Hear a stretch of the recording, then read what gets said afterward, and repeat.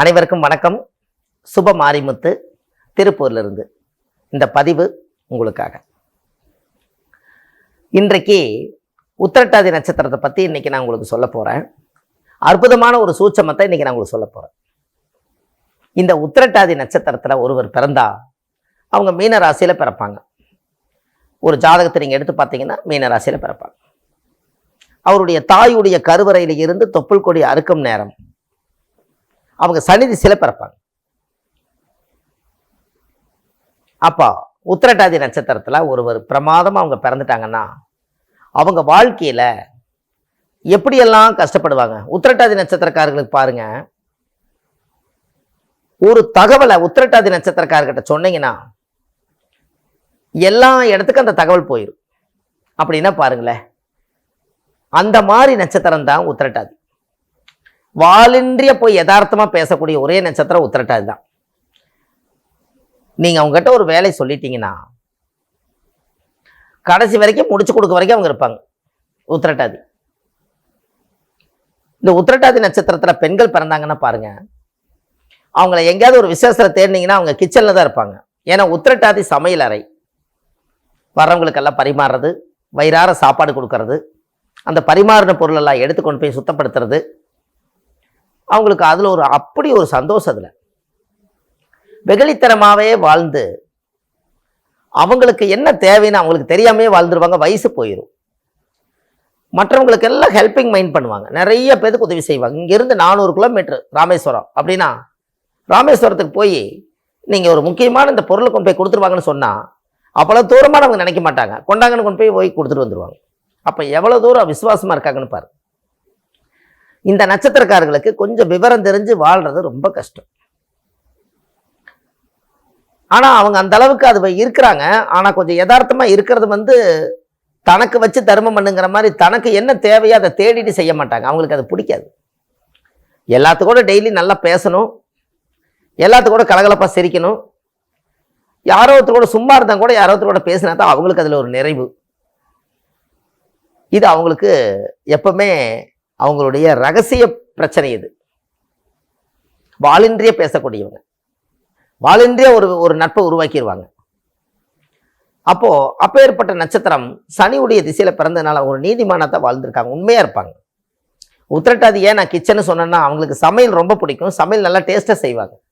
ஆண்களா இருக்கட்டும் பெண்களா இருக்கட்டும் சமைக்க தெரியும். அவங்களுக்கு சமையல் நல்லா வரும். செய்யறதுக்கு வேணா காலம் அவகாசம் வேணா கொடுத்து வைக்காம இருக்கலாம், ஆனா அவங்களுக்கு செய்ய தெரியும்.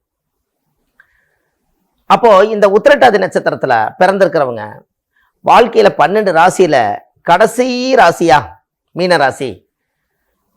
அவங்ககிட்ட நல்லா இருக்கிறீங்களான்னு கேட்டீங்கன்னா முக்காடு போட்டு அழுவாங்க. அவ்வளவு சுமைகளும் அங்கதான் சேரும். அது மீனம்ங்கிறது கடல் ராசியா, அங்க சேரும். அப்போ அவங்களுடைய மனசுக்குள்ள 1000 வேதனைகளும் சோதனைகள் இருந்தாலும் எல்லாத்தையும் தூக்கி போட்டு மற்றவங்களுக்காகவே உழைக்கக்கூடிய ஒரே நட்சத்திரம் உத்திரட்டாதி. இந்த நட்சத்திரக்காருக்கு யாரை பிடிச்சா, எந்த நட்சத்திரக்காரை பிடிச்சா சில காரியங்கள் நடக்குங்கிறது உங்களுக்கு தெரியணும். உத்திரட்டாதி நட்சத்திரத்துல ஒருவர் பிறந்து விட்டால் ரோகிணி நட்சத்திரத்துல ஒருத்தர் யார் இருக்காங்களோ அவங்க தெய்வ அனுகூல நட்சத்திரம். அப்ப இந்த உத்திரட்டாதி நட்சத்திரத்துக்கு ரோகிணி நட்சத்திரத்துக்கு மிகப்பெரிய ஒரு பூர்வ ஜென்ம பந்தம் உண்டு. இந்த ரோகிணி நட்சத்திரக்காரன் நீங்க எங்கேயாவது கூட கூட்டிட்டு போனீங்கன்னா உங்க வாழ்க்கை பிரமாதமா இருக்கும். ஒரு தொழிலா இருக்கட்டும், ஒரு வேலையா இருக்கட்டும், எதுக்கா இருந்தாலும் சரி நீங்க செஞ்சு பாருங்க, உங்களுடைய வாழ்க்கையில ஒரு மிகப்பெரிய மாற்றம் ஏற்படும். இந்த உத்திரட்டாதிக்கு மட்டும் அந்த யோகம் கட்டாயம் உண்டு. ரோகிணி நட்சத்திரத்துல பிறந்திருந்தால் அந்த ரோகிணி நட்சத்திரக்கார ஒரு நட்பு வச்சுக்கணும். எங்க போனீங்கனாலும் அவங்களுடைய உறுதுணை வேணும். தெய்வ அனுகூல நட்சத்திரம் அது. அப்ப இதெல்லாம் உங்களுடைய வாழ்க்கையில நீங்க தெரிஞ்சுக்க வேண்டிய விஷயம் அல்லவா. நீங்க உத்திரட்டாதி நட்சத்திரக்காரு காலையில பசுமாட்டை பார்த்துட்டு போங்க, எல்லா காரியம் நடக்கும். அங்க பாருங்க, ரோகிணி நட்சத்திரம் ரிஷபராசி வருதா, அங்கேயும் மாடு. இங்க உத்திரட்டாதி பசுமாடு தான். ஏன்னா எனத்தோட சேருமா. அப்ப காலையில எந்திரிச்சு பசுமாட்டுக்கு 2 பழம், கொஞ்சம் இல்லாட்டி அருகம்பில்லு. எந்த காரியத்துக்கு போனாலும் பசுமாடு இந்த உலகத்துல எங்க தேடினாலும் கிடைக்கும். 2 பழம் கொடுத்துட்டு பின்னாடி கோமாதாவை தொட்டு கும்பிட்டு போங்க, உங்க வாழ்க்கை பிரமாதமா இருக்கு. கோமாதா உங்களை பார்க்கணும், நீங்க அவர் பார்க்கறது ரொம்ப சந்தோஷம்தான். உங்களுக்கு ஒன்று தெரியுமா, ஒரு ரகசியம். உத்திரட்டாதி நட்சத்திரக்கார ரோக நட்சத்திரக்கார கூட்டிட்டு போனா எல்லா காரியம் நடக்கும் போது ரோக நட்சத்திரம் தான் ரிஷப ராசின்ட்டோம். சிவனுக்கு நேர் எதுக்கால பார்த்தீங்கன்னா நந்தி தேவதை தான் வச்சிருப்பாங்க. பிரதோஷ அன்னைக்கு பார்த்தீங்கன்னா சந்தன காப்பெல்லாம் பூசி அவங்களுக்கு நல்ல தீபாரதனை காமிச்சு நந்தி பூஜை நடக்கும். அப்போ நீங்கள் நந்தி போய் பார்க்க முடியல, நான் கோயிலுக்கு போக முடியல, என்னுடைய வீடு வாசலாம் சுத்தமாக இருக்குது இல்லை அப்படின்னாலும் கூட, உத்திரட்டாதி நட்சத்திரத்தில் பிறந்துக்கிறவங்க பசுமாடு கிட்ட போய் எல்லா பிரச்சனையும் சொல்லிட்டு வாங்க, உங்களுக்கு எல்லா பிரச்சனையும் சால்வ் ஆயிடும். அவர் யாரு? அதே சிவனோட அவதாரம் தான். அது தெய்வ சிலையா இருக்கு, இங்க உயிரோடவே இருக்கு. இங்க சொன்னாலும் ஒண்ணுதான், அங்க சொன்னாலும் ஒண்ணுதான். கொஞ்சம் யோசிச்சு பார்த்துருக்கீங்களா? பசுமாடா பார்த்துருப்பீங்க. நீங்க நந்தியோட காதுல போய் சொல்றீங்க இல்லையா, அது நேரா போய் அந்த மனு கொண்டு போய் சிவனுக்கு கொண்டு போய் கொடுத்துரும்.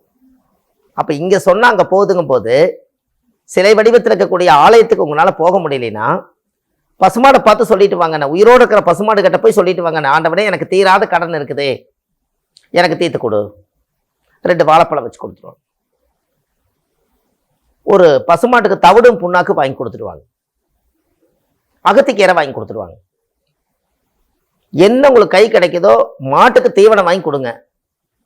உத்திரட்டாதி நட்சத்திரக்கார வாழ்க்கையில மென்மேல உயர்ந்துருவாங்க. அவங்க வீட்டில் நிறைய திருமண தடைகள், கஷ்டங்கள், பிரச்சனைகள்லாம் இருந்தா உத்திரட்டாதி நட்சத்திரக்காரர் பசுமாடை போய் ஒரு 7 நாள் தொடர்ந்து பார்த்துட்டே வந்தாங்கன்னா அந்த வீட்டில் எல்லா பிரச்சனையும் சால்வ் ஆயிடும். இதெல்லாம் உங்க வாழ்க்கையில நீங்க தெரிஞ்சுக்க வேண்டிய விஷயம்தான். அந்த உத்திரட்டாதிக்கு மட்டும் அவ்வளவு பெரிய பவர் உண்டு. அந்த ரோகிணி நட்சத்திரத்தை, ரோகிணின்னு என்ன, பேங்க்கு. ரோகிணின்னா பேங்க், பணம். அப்போ உத்திரட்டாதி நட்சத்திரக்காரு பேங்க் அடிக்கடி போயிட்டு வாங்க. செல்லில் நீங்கள் பணம் அனுப்புறதை விட பேங்க்கில் கொண்டு போய் கட்டி ஒரு 100 ரூபாயோ 200 ரூபாயும் கூட போட்டு வாங்க. பேங்க் அடிக்கடி போயிட்டு வாங்க, அங்கே தெய்வ அனுகூலம் உங்களுக்கு வருது அல்லவா. இது எல்லாமே உங்களுக்கு சம்மந்தப்பட்டுதான் இருக்கு.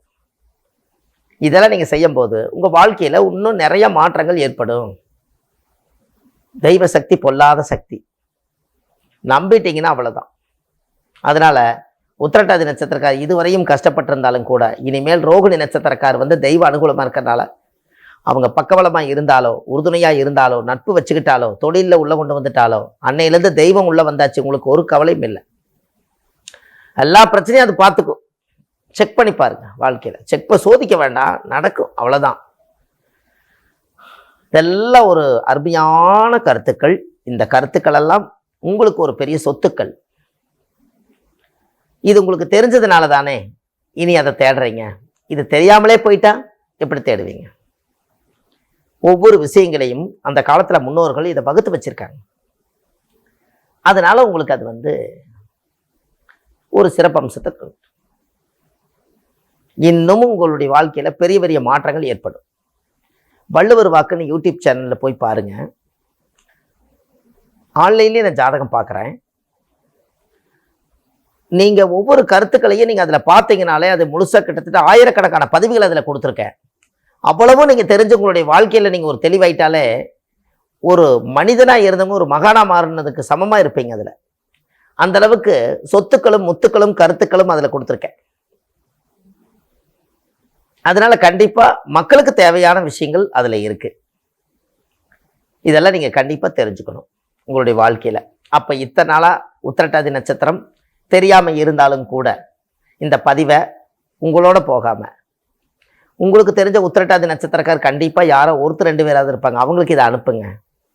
அவங்களும் இந்த பதிவை தெரிஞ்சுக்கிட்டாங்கன்னா ஆஹா பரவாயில்ல, இந்த விஷயம் இன்னைக்கு தான் கிடைச்சிருக்குது, நான் இனிமேல் ரோக நட்சத்திரக்காரன் நானும் போய் கையெடுத்து கும்பிட்டு வர்றேன், இனிமேல் நான் பேங்க்கு போயிட்டு வர்றேன், இனிமேல் நான் பசுமாட்டுக்கு அகத்திக்கீரை வாழைப்பழம் கொடுக்குறேன் அப்படின்னு உங்களால ஒரு புண்ணியம் கிடைக்கும் அல்லவா. அதை நீங்க கண்டிப்பா செய்யுங்க. உங்களுடைய வாழ்க்கை நீங்க அனுப்புனதுனால அந்த பசுமாட்டுக்கு 2 பழம் கிடைக்குமல்ல, டெய்லி 2 பழம் கிடைக்குமல்ல. நீங்க ஒரே ஒரு தடவை தான் அனுப்புறீங்க, வாழ்க்கையில ஒரு தடவை இப்படின்னு அனுப்புறீங்க ஒரு ஃபோன்ல இருந்து. ஆனா எங்கேயோ இருக்கக்கூடிய ஜீவன், கண்ணுக்கு தெரியாம இருக்கிற ஜீவனுக்கு 2 வாழைப்பழம் இல்லாட்டி கொஞ்சம் அகத்திக்கீரை, அது வயிறு நிறையும் அல்லவா. அந்த ஒண்ணுக்காகவாவது இந்த பதிவை நீங்க அனுப்புங்க. ஏன்னா இது மக்களுக்காக கொடுத்த கருத்து தானே, அதுல ஜீவராசிகளும் வாழ்ட்டுமே. இதெல்லாம் நீங்க தெரிஞ்சு வச்சு உங்களுடைய வாழ்க்கையில மிக பிரம்மாண்டமா வாழ போறீங்க. இந்த பதிவை நீங்க செஞ்சு பாருங்க. நான் இந்த பதிவை கேட்டு நீங்க இந்த பரிகாரத்தை பண்ணுங்க. அன்னையிலிருந்து உங்களுடைய வாழ்வாதாரம் பிரகாசமா இருக்கும். வாழ்க்கையில் நீங்கள் எல்லாம் வந்து நல்லா வாழணும். இந்த நட்சத்திரம் உத்திரட்டாதி நட்சத்திரக்காரில் நீங்கள் நல்லா வாழணும். அதனால அடுத்த பதிவில் உங்களை நான் சந்திக்கிறேன்.